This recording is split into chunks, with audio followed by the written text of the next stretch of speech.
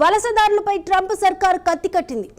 Los Angeles నుంచి అక్రమ వలసదారులను తరిమేయడానికి Trump సర్కార్ ఆకస్మిక తనిఖీలు చేపట్టింది. దీంతో ఈ తనిఖీలకు వ్యతిరేకంగా ఒక్కసారి తీవ్ర ఉద్రిక్తలు కూడా నెలకొన్నాయి.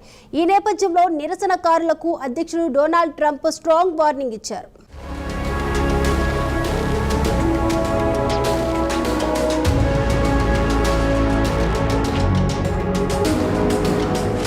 అమెరికా అధ్యక్షుడు డొనాల్డ్ ట్రంప్ కొంతకాలంగా వలసదారులపై విషం చిమ్ముతున్నారు.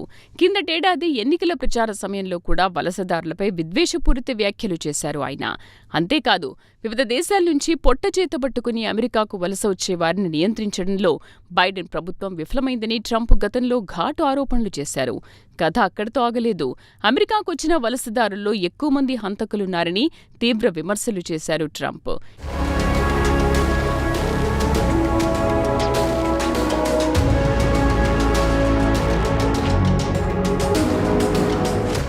ఇదిలా ఉంటే తాజాగా లాస్ ఏంజల్స్లో అక్రమ వలసదారుల ఏరివేత కార్యక్రమాన్ని అక్కడి ప్రభుత్వం చేపట్టింది.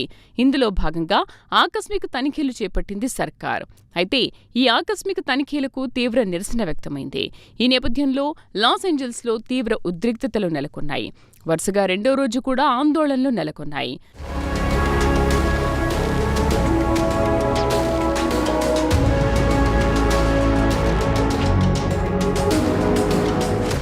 లాస్ ఏంజల్స్ మొత్తం 45 మంది అక్రమ వలసదారులను ఫెడరల్ అధికారులు అదుపులోకి తీసుకున్నారు. దీంతో అక్కడ నిరసనలు చెలరేగాయి. వందలాది మంది ఆందోళనకారులు ట్రంప్ సర్కారుకు వ్యతిరేకంగా రోడ్లపైకి రావడం మొదలుపెట్టారు. దీంతో లాస్ ఏంజల్స్లో తీవ్ర ఉద్రిక్తతలు చెలరేగాయి. ఈ నేపథ్యంలో పోలీసులు రంగంలోకి దిగారు.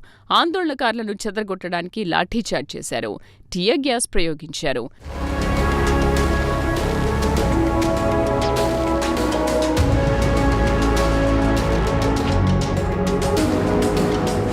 లాస్ ఏంజల్స్ ఉద్రిక్తతల నేపథ్యంలో నిరసనకారులను అమెరికా అధ్యక్షుడు డొనాల్డ్ ట్రంప్ హెచ్చరించారు.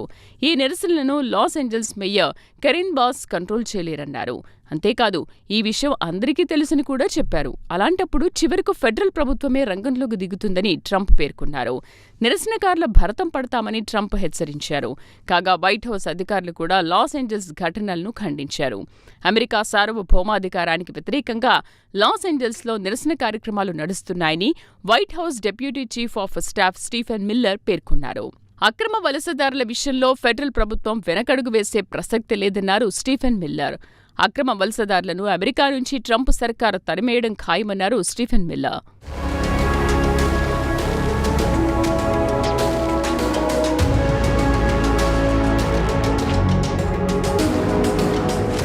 ప్రపంచ దేశాల్లో వలసలకు అనేక కారణాలున్నాయి. ఇటీవలి కాలంలో అనేక దేశాల్లో యుద్ధాలు, అంతర్యుద్ధాలు సర్వసాధారణంగా మారాయి. దీంతో ఆయా దేశాల్లో ప్రశాంతంగా బతకలేక పెట్టెబడ సర్దుకొని ఇతర దేశాలకు వలస వచ్చేస్తున్నారు ప్రజలు. ఇస్లామిక్ స్టేట్ ఉగ్రవాదం కూడా వలసలు పెరగడానికి మరొక కారణమంటున్నారు అంతర్జాతీయ వ్యవహారాల నిపుణులు. పశ్చిమాసియా, దక్షిణాసియా, ఆఫ్రికా నుంచి యూరప్ దేశాలకు పెద్ద సంఖ్యలో వలసలు పెరిగాయి. అరబ్ విప్లవం తర్వాత Tunisia, Libya, Egypt, Yemen, Algeria నుంచి యూరప్ దేశాలకు వలసలు వెల్లువెత్తాయి. వలసల ప్రభావం అనేక రంగాలపై తీవ్రంగా పడుతోంది. ప్రధానంగా ఆర్థిక, రాజకీయ, సామాజిక రంగాలపై వలసలు తీవ్ర ప్రభావం చూపుతున్నాయి.